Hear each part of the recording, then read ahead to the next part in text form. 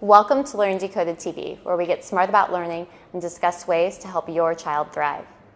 If you've ever wondered how somebody with a learning disability could end up becoming successful in school and in life, our guest today is here to share how. Dr. Nelson McLemore is a practicing physician with over 25 years of experience.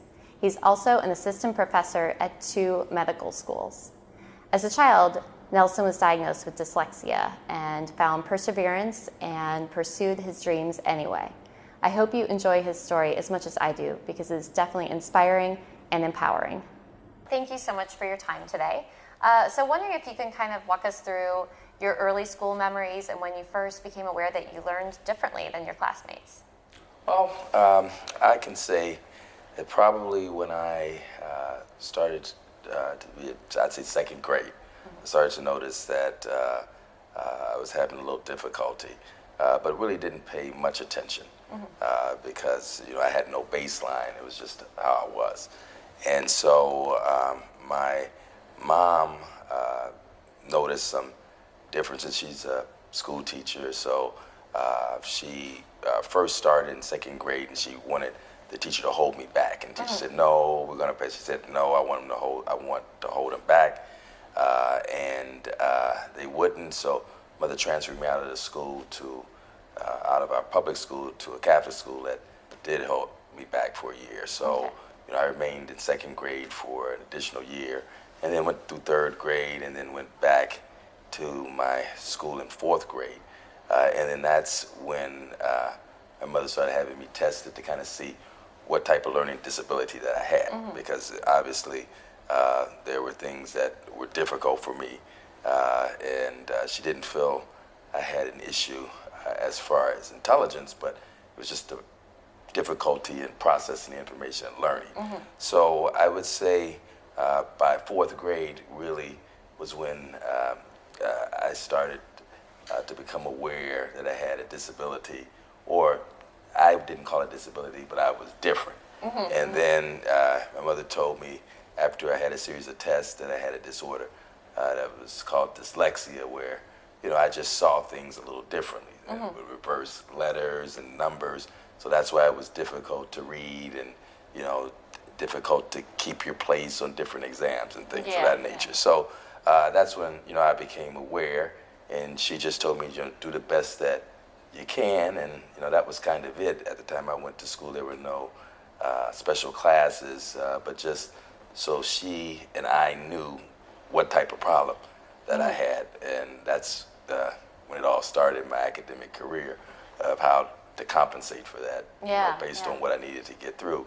So when you were really in second, third, fourth grade, do you remember reading specifically being hard, or something that you avoided, or did you just kind of go through and get it done? Was homework time really difficult, or what was your kind of day-to-day life? When you're in the schools that I went to, you don't really have much choice. You have to do what the teacher says. So basically, I would have a lot of difficulty when we would have to read out loud. So that would be very, very difficult. So I would lose my place.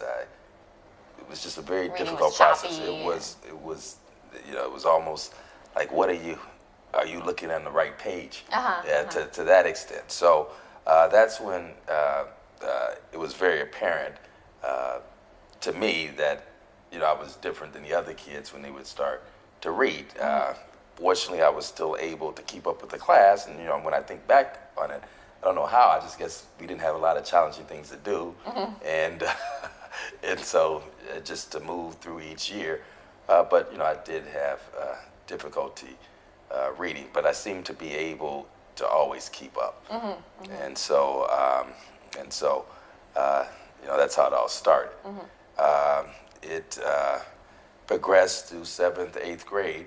But interestingly enough, by the time I had gotten to 8th grade, I had learned how to compensate for my disability, and I took an exam because I went to a private high school, so we had to take an entrance exam to get in that school. It was a pretty competitive high school. I went to St. Ignatius, so so I was able to pass the test and get accepted there, and then through high school, things flowed a little differently because there were more interested in concepts as opposed to timetables and reading out loud and things of that nature. So there were things so that I would have a lot of difficulty doing. For instance, like writing papers and spelling.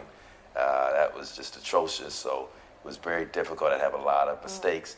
So oftentimes, my mom would just write the papers for me. We would talk about it. She would write it out. Say, how does this sound? And I said, no, I don't want to say that. So she would help me through that way, just so I could get through the classes I had difficulty in. The classes, the science classes, and the mathematics classes, and all those actually were not too bad because they dealt with like concepts that you had to understand the material. So things such as algebra and geometry and trigonometry, those things were more abstract than learning your timetables and dividing and adding, which you can imagine with someone who's dyslexic would be like impossible, adding a row of things or carrying numbers over. But when they start talking about concepts, patterns. When you start talking about the geometry, sine, cosine, different types of shapes and algebra, trying to utilize the understanding of pre-calculus, those types of things are more conceptual aspects of mathematics that I just seem to be able to do well.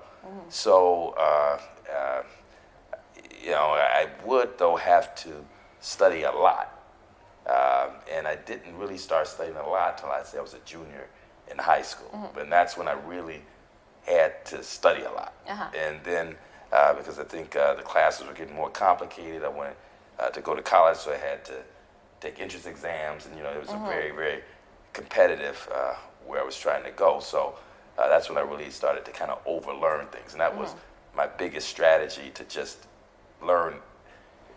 If it was a subject, I would just learn everything in it. I would just try to understand the entire subject, so I could just like talk about it, and then so that way came out of your pores. So that would take a lot of time. So that's what I ended up doing, and I started that, and I carried through to college. So taking I guess it's the SATs, the ACTs. I did okay, but not great, because the standard test and marking and things, I don't have to go back all the time. The bubbles, make sure I wouldn't lose my place. Sometimes I would lose my place, and then I would look at the time and say, oh no, I'm off of a letter. I would look back and I would just and erase everything. That's very frustrating. In addition to just trying to finish the exam. But I did well enough to be able to get into college I wanted. I went to Washington University, and it was a fairly competitive college for the sciences. They had a lot of pre-meds, but I was able to get through, and I got a degree in liberal arts, major in biology, and also what is that? Wow, it's been so long ago. Sociology, and then I actually had a minor in mathematics. Oh, wow. Yeah, so, but I would take every class that didn't require writing a paper. It would be advanced, calculus-based physics, advanced physics, any type of chemistry class, medical school, biochemistry, anything that wouldn't require to write a paper. And so that's how things progressed, and of course took the MCATs, and by that time, going through my education process, I was so used to taking exams where you had to mark things down that I became very proficient at every 3 or 4 questions I would check back to make sure I was in the right spot. And I would just keep doing that because I just wouldn't want to get off. Because you had so many times before. So many times. So that's just how it developed. And I've been taking standard exams. Oh, I can't tell you I still take them now because I have to have maintenance of my certification. So it just takes understanding of where you have a problem, and then you just have to figure out how you're going to overcome that obstacle. So some obstacles you can just go through. Some obstacles you just can't go through, so you kind of have to go over them. And then the ones you can't do that, you just got to go around them. Yeah. But you got to find a way. And the biggest thing is that you kind of have to develop a tough skin because, although you might put a lot of hard work in, oftentimes you can be disappointed. You just can't let that discourage you. Yeah. So, Yeah, I mean, during this whole time from, elementary school, middle school, high school, through undergrad and medical school, like, did you want to quit? Were you just this is so hard? I never wanted to quit because, all I knew was, I was going to go to school. And so I had to figure out how to do things. I mean, the biggest thing was how to deal with being different. So, like, for instance, you can imagine reading out loud and everyone's laughing and like, what page is he on? What is he reading? You can imagine how that's in class. Yeah. And the funny thing about it, I remember this, it was just my luck. In 6th grade, I had a textbook. And it was a textbook we would often read out of, but my textbook was printed incorrectly where the cover was on upside down. Oh, no. So I would have to Of all sit there, people. all people with an upside down cover was looking at and reading it. So I was like, how did I get this book? Are you kidding me? Yeah. But and then kids call you speed read out. But actually, I had a lot of friends because I've got such a tough skin. It just didn't bother me. And, Do you think you always had a tough skin, or did you develop or both? I don't know. Maybe I did. That's why I didn't have any problems with it. But I think it's just I was always what I wanted to do. I wanted to do, and I always had kind of been self-motivated and not really dependent on reinforcement from others. I think my parents gave me enough reinforcement that everyone else, it just didn't matter. And so I think that was the biggest thing. And their reinforcement was so positive, just do the best you can and that'll be fine. And anything, they say, oh, that's great, and that's it. And so it wasn't like they had a lot of pressure, so I think that, made me want to drive to do things. So your mom really led the charge for the testing and really kind of getting to the bottom of what was going on with you. When you found out, when you guys finally had something to wrap your heads around, dyslexia, and had like a framework for understanding it, were you, because I think so many kids tend to be very black and white, and then they think that any learning issue could mean that they're, I must be dumb. Kids tend to be very kind of polar in their view of intelligence.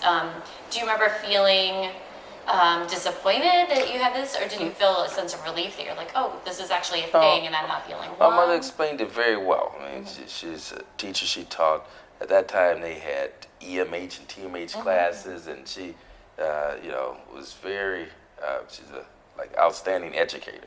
And so she explained it to me very well. She said, I got you these tests because I wanted to see if you had a problem learning. And, you don't have any problem with intelligence. You're very, very bright. You just see things differently. And when she explained that to me, I understood. She said, you can do anything you want. It's just you have to find a different way to do things. And so I think from that point, I said, well, that was just it. I mean, how do you, you are who you are. You don't have, it's not like a loss. Like you acquired a disability. It's something that you've had, and you just, that's the essence of who you are. That's a part of you. So, and in life, a lot of people have various disabilities. They may not have learning disabilities, but they have physical disabilities, and people compensate. I can't say having a disability makes life easier. It definitely makes it more difficult, but I think it gives you strength in other areas that You're maybe other forced to people be more resourceful.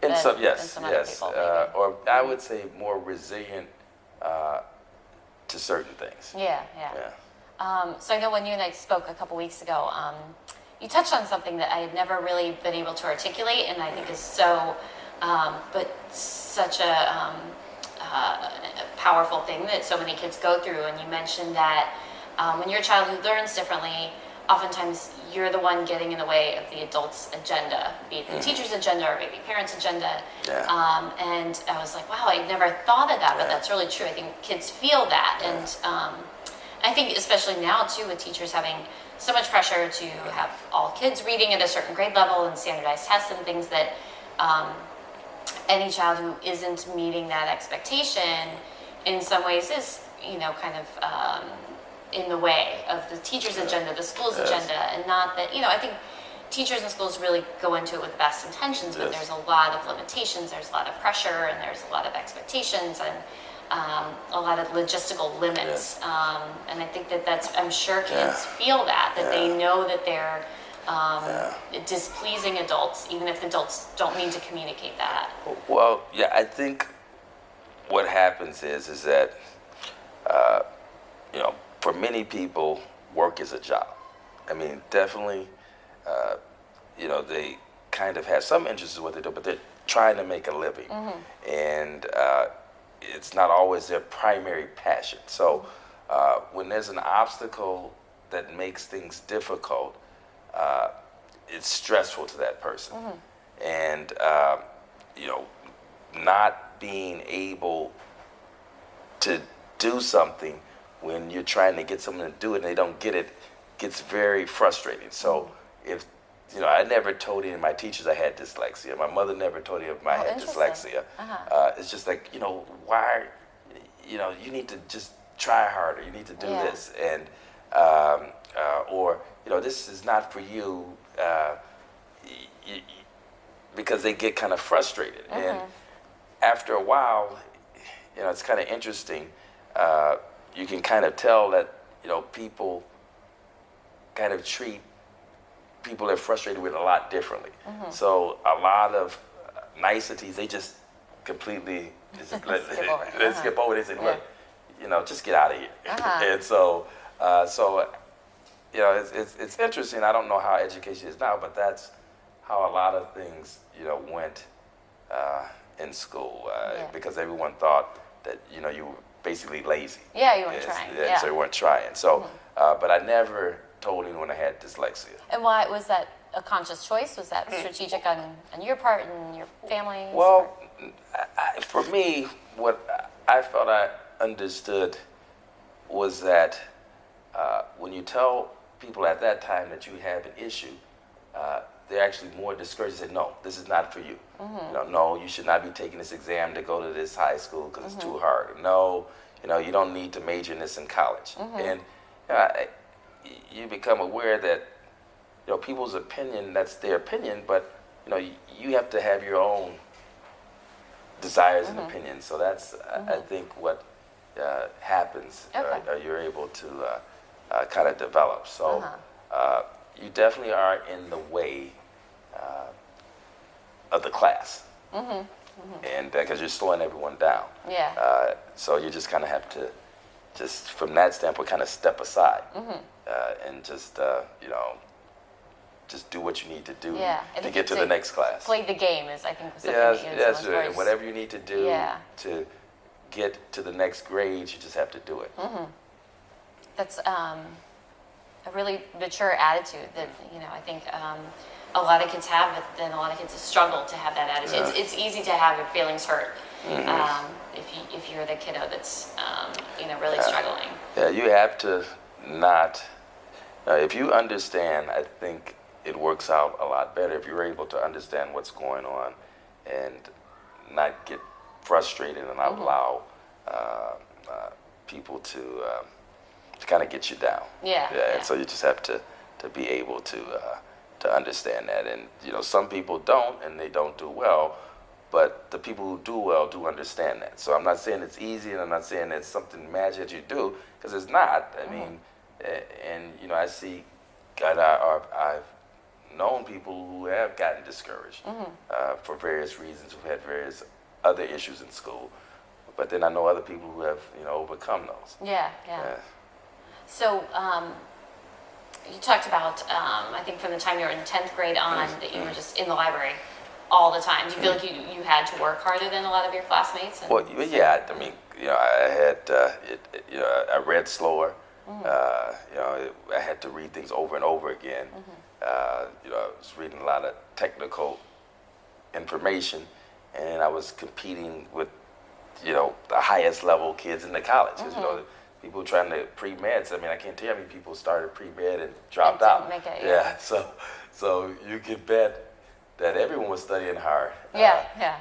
In general, who ended up, at that time going to med school, but I just had to do more than they had to do. Now, I think if I didn't have a disability, with that kind of drive, I could have been a lot further ahead. But, I was far enough ahead to be able to accomplish the goals that I wanted. And so throughout this whole time, throughout your whole academic career, you never told anybody No, that you had dyslexia. no. Interesting. And I think a lot of parents with that, wrestle with that nowadays, whether or not to have their child tested. There's a lot of fear for parents on their child being labeled, being kind of tracked. Like they will be. Yeah, I mean, they will definitely. People will. Although I think to some extent schools are more progressive now in that they're understanding about like test accommodations. So you did all of this, and you took the ACT and the SAT under the same conditions as your neurotypical peers, where a lot of kids now that have a diagnosis of dyslexia, specific learning disability, ADHD, they're allowed extra time on tests. So there's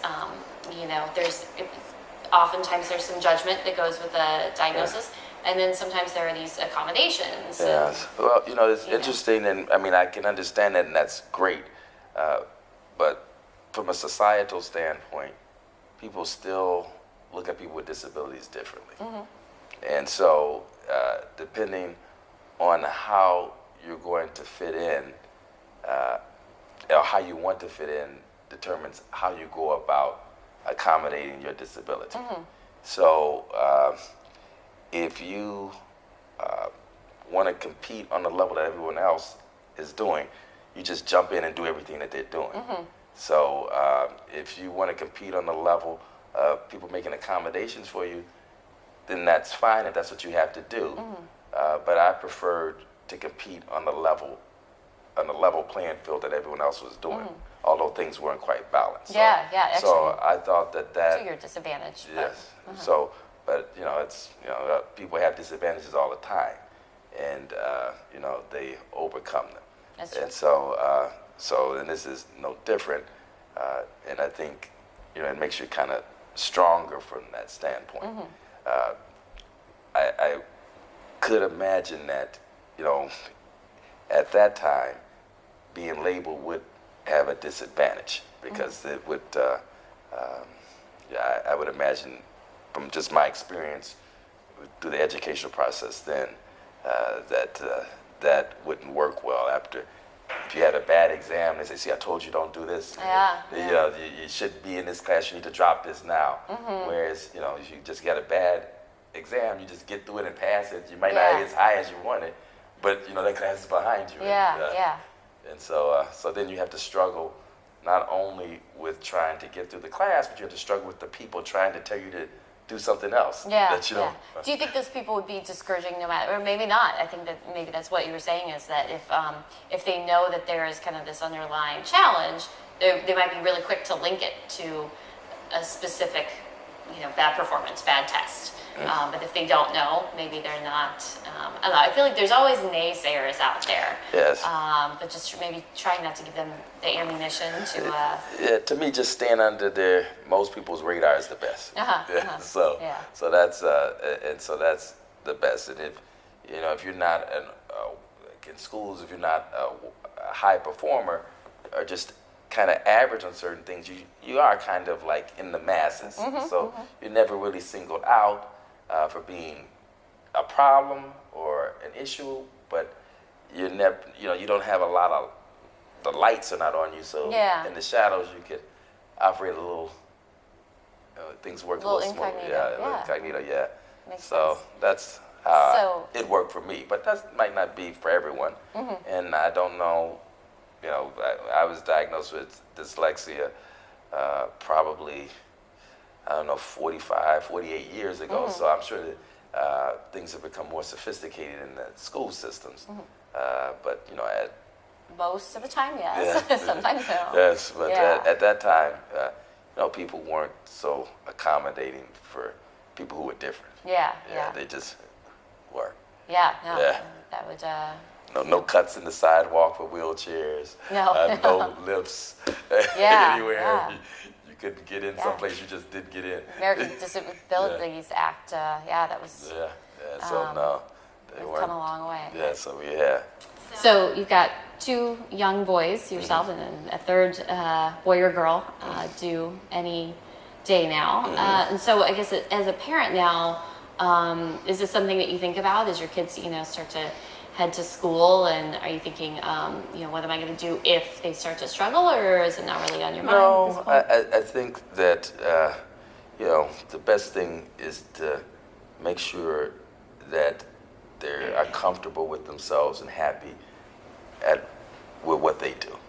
Okay, so I think it's I don't have goals. I would like my children to do things, but I want them to have their own goals, and I want them to have a drive to be motivated to try to achieve their goals, whatever they are.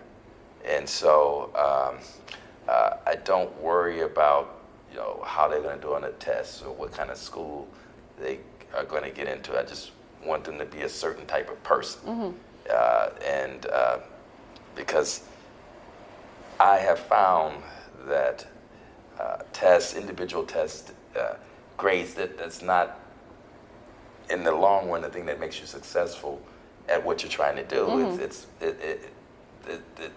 other aspects of it. Yeah. So I don't worry a lot about school. I don't want my children to be bullied, or I don't want them to be mistreated. But if they don't do well in certain class, that's okay. We'll try to, maybe that might not be for them at that particular time. Yeah, it's temporary. I think the Tale of Two Cities paper, right? That's what you told me. Like your future is not determined by how well you wrote that Tale of Two Cities paper. It doesn't come down to that. That is right. Yes, because you didn't do well in this exam does not mean that you're not going to do well in life.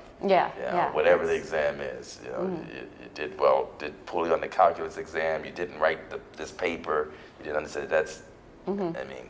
Move on. Just move on. Yeah. You can't understand everything. You can't master everything. But in the big picture, that's not important for what you want to do. Yeah, and I think that's something that is happening in our culture, in that there is this kind of unsaid pressure that kids be good at everything. And I don't know if it's because of getting into the elite colleges, or here in the metropolitan area where it's competitive to get into the right high schools. We want our kids to be, we say well-rounded, but it's really like an expert in everything, and it's so hard. It's so rare. Well, it's not possible. It's so that's not I don't think that's a possible goal or a reasonable goal, because or a healthy goal. Because that's not a well-rounded person.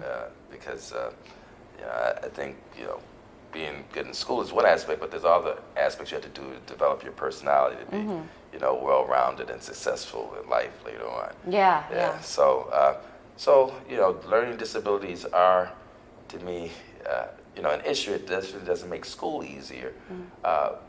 But that doesn't mean you can't be a successful adult. So that definitely doesn't mean that. It just means that you might not be the best student. But you can. These particular tasks may not be, you might not be a shining star at these particular tasks. Things, yes, but definitely there's hope for you. Well, one last question. Do you feel like your learning disability affects your life nowadays? Do you feel like it plays into whether you're, studying for, kind of continuing education classes and for your boards, your certification, or has your life been, really tailored? You've tailored your life over the years to, play to your strengths, and that the challenges aren't really a part of your day-to-day life anymore? Well, there's certain things that I have to be able to do because people's lives depend on it. So, like, reading lab values, you have to just, some kind of way, you have to be able to do it, because if you can't do it, then you shouldn't be doing it. Okay, so it just takes a while, and you just, after a while, your mind gets used to seeing things upside down, and you can interpret them in the right way. 10,000 hour rule, right? They say if you do something for 10,000 hours, you get pretty proficient at it. I don't know if it's literally 10,000 hours in your case, but you do it enough. Your brain does get trained to know what it is. But definitely, I don't think you grow out of dyslexia, but I do think that I've been able to accomplish what I need to do, and I've helped a lot of people, and I haven't made mistakes that I know of because of dyslexia. Okay. And so, and if I start to make it, I understand enough to catch and go back. So if you order a lab, you understand why you ordered it, and then you have to make sure you're looking at what you're ordering, and if it's normal or abnormal, and it should be one or the other, you have to go back and check. Was that 7.6 or 6.7? So which, filling in all those bubbles in standardized tests, you got really good at going back and checking, right? Yeah, so that's double what you checking and have to do. Yeah. Compensatory strategies. Yes, so you do learn how to compensate for that.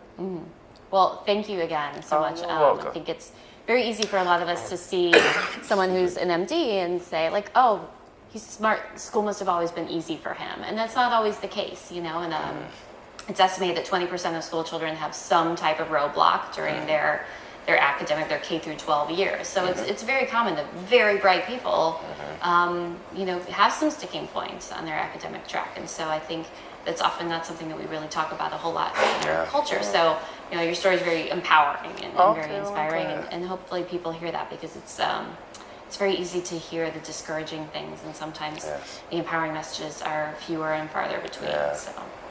So thank you so much for sharing your story. You're welcome. Hopefully, I was able to articulate things well enough. Yeah, fantastic. But, thank you so much. You're quite welcome. I hope you found this video inspiring. Please feel free to leave comments, share the link, and share on social media. Also be sure to head to learndecoded.com and sign up for our newsletter.